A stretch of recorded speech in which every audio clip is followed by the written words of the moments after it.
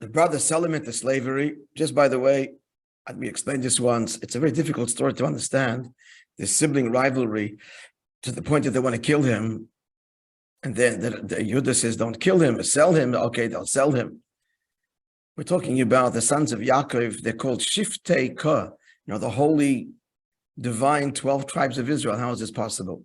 So briefly, the answer is they understood that they were the foundation of Klal Yisrael. Their philosophy was that in order for Jews to survive in the future, the only way to do that is to insulate and to isolate, which is why they chose to be shepherds even then, and to distance themselves from society and create enclaves of holiness. And that's got to be the model, and that's the only model that will work for Jewish survival. They see that Yosef is different. In his dress, his demeanor, his behavior, he is inclined outwards. He's engaging the world. And they saw that as a danger to Jewish survival. And we have to uproot this at the foundation. Otherwise, if this model continues, Yiddishkeit will not survive. Assimilation and will disappear. Will only survive in exile if we remain insular. And they were right from their perspective, because they knew themselves and they knew that to be engaged in the world and maintain their piety was something they couldn't do. And they assumed that Yosef was on their level, and either can he. And where he's going is a dangerous and slippery path. They were wrong, because Yosef's soul was rooted in a higher and deeper place, which is why Yaakov was drawn to him, because on the same level as Yaakov was. And on the contrary, he was able to be out there and still remain Yosef at Tzaddik, as his story testified. And this, friends, explains the whole mystery. Why Yaakov? Why did they have to bow down to him? And Yaakov, in fact, that Rashi tells us, the Torah tells us, was anticipating the day when his dreams would come true. Why did they have to bow down? Why was this necessary in the whole story? In the end, it happened. They bowed down. He was the king. The viceroy provided grain. Why did it have to be a dream? And why did they have to literally bow down to him? Even later, the answer is, and this is what Yaakov understood, that by bowing down to him, they were receiving this koyach from him. By acknowledging him as the leader, they would receive it and bequeath it to all their children, to us, and to all generations. That we can be in exile and engage in exile in the secular and non-Jewish world and so on, with all of its temptations, and not only be part of it, but at the same time retain our piety, and moreover, like Yosef, as we will see, bring godliness there. So they had to bow down to Yosef so that they receive this koyach and bequeath it to us. That's the underlying story behind the whole narrative. Now, let's look at Yosef now. Look at the first quote. We'll just read it in the English. So Yosef, Hashem was with Yosef, and he was a successful man. And he was in the house of his Egyptian master where he had been sold. And the next pasuk, and his master saw that Hashem was with him, ki Hashem itoy, v'chol asher ois Hashem matzliach b'yodai, and whatever he did, Hashem made him successful in his hand. Now I want to point out here the description here. Yosef is very successful. Ish matzliach. How is it described here? Everything he did, let's note that. Everything he did, God caused success to his hand. Good, let's note that. Now the next quote, after Ronnie's, yes, please, the next quote. Now, after the whole story, which he tries to seduce him, so he's cast into prison, and there a meteoric rise to the top of the prison, and the same thing happens. So the warden of the prison delivered all the prisoners who were in the prison into Yosef's hand, and whatever they did there, he was the one who did it, he was in charge. And now the description. Next verse. The warden of the prison did not inspect anything that was in Yosef's hand, for here, the Lord was with him, Hashem itoi, v'asher oisa Hashem matzliach. And what he does, Hashem made prosper. Now in the servant, it sounds like the same description as in the house of Potiphar, as in the prison, but note the distinction. It doesn't say everything in this latter verse. What he did, Hashem made prosper. It doesn't say the word everything like it does in the previous description in the house of Potiphar, and also it doesn't mention his hand. In the previous verse, pasuk number 3, Matzliach biyodai. Whatever he did, Hashem caused, all that he did, Hashem caused success to his hand. Here it's missing both the all and the hand. It just says, and what he did, Hashem made successful. Why the distinction? Very simple, detailed question, but it's going to be a window to a very profound message.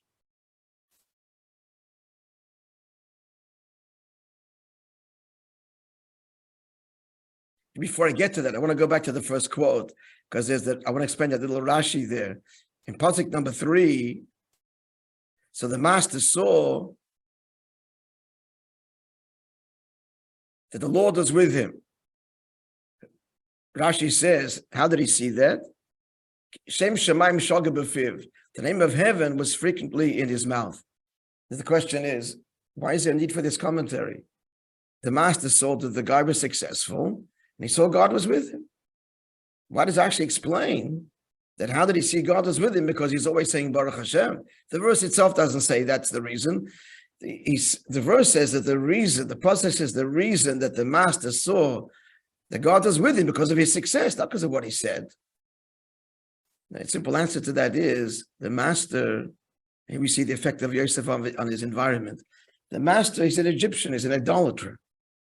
So he would have attributed all the success of Yosef to the gods of Egypt. The gods were with him. But Yosef is constantly saying, Baruch Hashem. The name of heaven was frequently in his mouth. And so therefore he educated that way his master to know that his success that you're seeing in me, it's the one transcendent God, the God of heaven and earth. That's how he knew that it was God and not whatever other deities he would have attributed the success of his servant Joseph to. Clear? I'm just illustrating this. As we see, Yosef, as I said before, Yosef's greatness was, and like I said to Paroi, he tells Paroi, only God can interpret the dreams. Okay, I'm just elaborating on the greatness of Yosef HaTzadik, where even in Egypt, even facing temptation, the temptation of Potiphar, but then later the temptation of great wealth and power, remains the righteous Yosef. But let's get back to our questions. We're talking about here the success of Yosef. And we're noting that in Potiphar's house, it says everything he did, God caused success to his hand. Then when he's in the prison, the word everything is omitted and doesn't mention hand either. Just as what he did, Hashem made successful. Why the difference? So friends, the answer to that is as follows. Beautiful, beautiful answer. Yosef HaTzadik.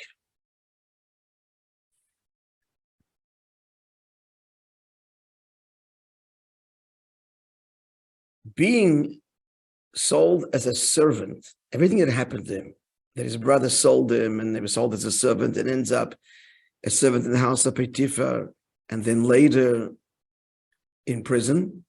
For Yosef, obviously everything is divine providence and a message. These events didn't crush him.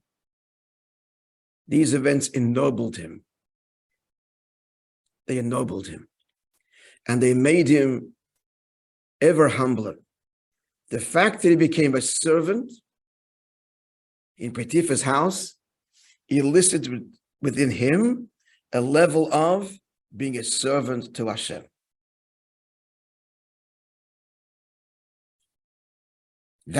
I'm a servant here, What is the message? What is Hashem telling me? That my service of you needs to be with greater devotion, with greater service, with greater surrender. He was his spiritual response. When he was in prison, he achieved even a deeper level. Because a servant, on the one hand, the master owns, but he doesn't own the servant. The halacha is that the master owns the servant's work. Whatever the servant does belongs to the master. The servant still remains an independent being. Which is, by the way, okay, that's a servant in a second. In a prison, one loses complete all sense of independence. It's not just your activities belong, you belong. A prisoner, that's the reality of the prison. You are deprived of they don't just control what you do, they control you. And that elicited within Yosef even a greater surrender to Hashem. Not only is he devoting his behavior to God, like a servant's behavior, his acquisitions, his work are all the masters, Yosef gives himself even a greater degree of surrender. Now let's revisit this. As a result of this 2 degrees of surrender, going from servant to prisoner, and we're describing things now in the virtuous sense, in the positive sense, Hashem's servant, Hashem's prisoner, and you have to want to add in bracket. That's why in the Jewish, in the Torah system, there's no prisons. There's no prisons, because nobody has the right to control someone else to this degree that we remove his fundamental identity. In Torah, you have to correct a person's behavior. That you got to work on. But the essential self, nobody has the right to take that from anybody else. So there's no prison system in Torah.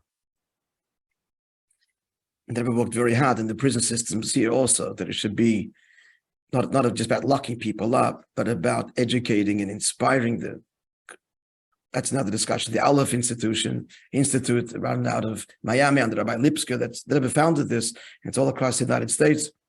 It's all about bringing into the prison system spirituality and morality. That's the whole point of it, is to inspire, not punish. What's the point? And deprive him. That just leads to leads to resentment. That's all it leads to. Or the crushing of the spirit. We don't want to crush the person's spirit. You want to ennoble him. You want to educate and inspire. But for the Eibishter, for God, complete surrender, that's a virtue. That's a virtue. So now, listen, let's look at the success. In Potiphar's house, so the master's looking at him, and he sees all that he does, he's successful. Hashem brings success to his hand. Let's first address the all. There's two kinds of success, friends. Look at someone successful. So one event alone, okay, it can happen, struck the deal. Mazel. Can happen once. Doesn't mean that the person is a successful person. But when it's a lot of things that happen, see, look, everything the guy does, this story, this event, this deal, that, coil, you add it all up, it beats the odds. Oh, then you, after looking at the bigger picture, then one can come to a conclusion that putting all of these events together, this person is successful, Hashem is with him. But when do you see the hand of God? By just looking at not one isolated event, but adding up all of the events, success, another success, then you're compelled to see, wow, this is not normal. A person can have luck once, but constantly, this is clearly the hand of God. But you only arrive at that conclusion by looking at coil, this event and that event, and the person himself. Look at the person himself. One time that the deal, whatever it is, and he's successful, he could delude himself and think it's his mazel, or it's his good luck, or he's very clever. What happens again and again and again, the person himself has to recognize, this is not me. This is the Eibishter. But it doesn't dawn on him at the beginning. It's only koil, a lot of things. And that's what the pasuk says, b'yodai, in the hand of Yosef. It's Yosef's hand. There's a certain degree of, like a servant. There's a degree of self, but that self, in the end, it's Hashem is granting me success. And where do you see it? In the aggregate, looking at one story after the other, the picture emerges. This can't be just me. It's everything that I'm doing. It's really God's behind it. I'm doing, but God's behind it. So I've got a hand, but koil, it adds all up, and it's his doing. That's one degree of success. But then there's a degree, a yid, that you see not only in what he does, listen carefully, not only what he does, and you add up his life, his picture, you see that this is the hand of Hashem. You see godliness in him transparently. It's completely surrendered. You just look into his eyes and you see the humility. You see godliness. Complete surrender. You don't just see Hashem in his life by looking at all the things that have happened, but you see Hashem in his life by looking at him. At him. In everything that the person does, the self is completely out of the way, and he sees, for himself he sees Hashem, and the other person sees godliness. And that's the higher level that Yosef arrived at Dafka in the prison. Doesn't mention his hand. There's no hand. It's all God's doing. And it doesn't mention everything, because you didn't see godliness by adding up all the things that he does, and it beats the odds. It's got to be the hand of heaven that's guiding this person. This is beyond human achievement. You saw that the instant you looked at him, you see godliness. That's what the verse says, describing him in the prison.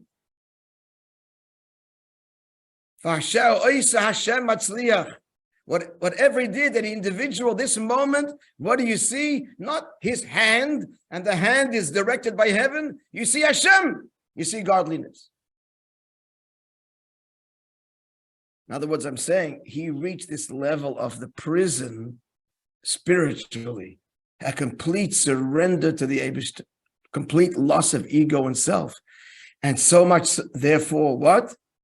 You saw godliness not just in the pattern that emerges, just by looking at him.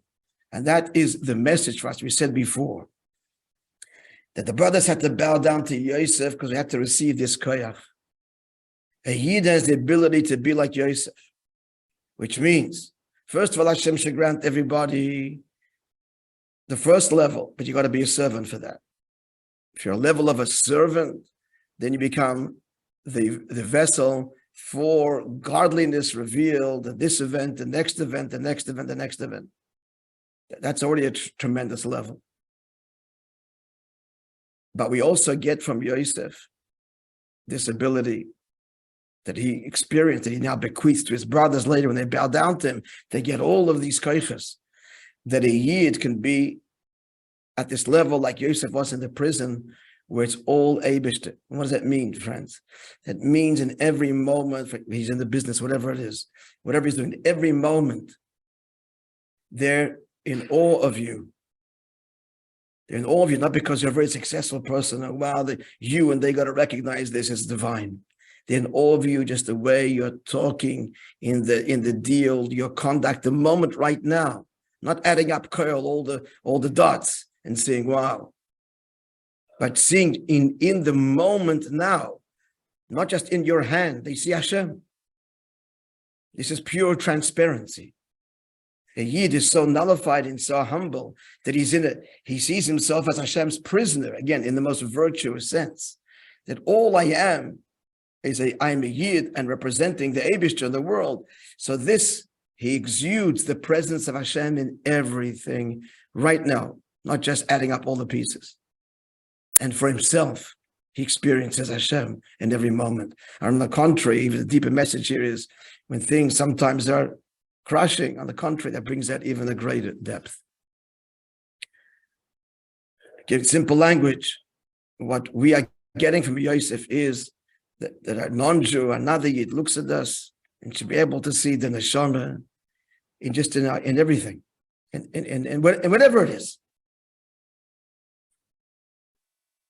The humility, the kedusha, the holiness, and that's inspiring. As opposed to look at my life story and say, wow, this is amazing. God was definitely behind all of this, and be inspired that way by adding up the things that happened. No, see godliness in the Jew himself in every given moment. That's what we get from Yosef, to be truly an ambassador of godliness in every moment, in every engagement, in every encounter. A Kiddush Hashem, in other words, in just the way we behave in the smallest details. They see godliness, they see Yiddishkeit, and they're inspired. And that is the power that we get from Yosef. Okay, dear friends, have a wonderful Shabbos.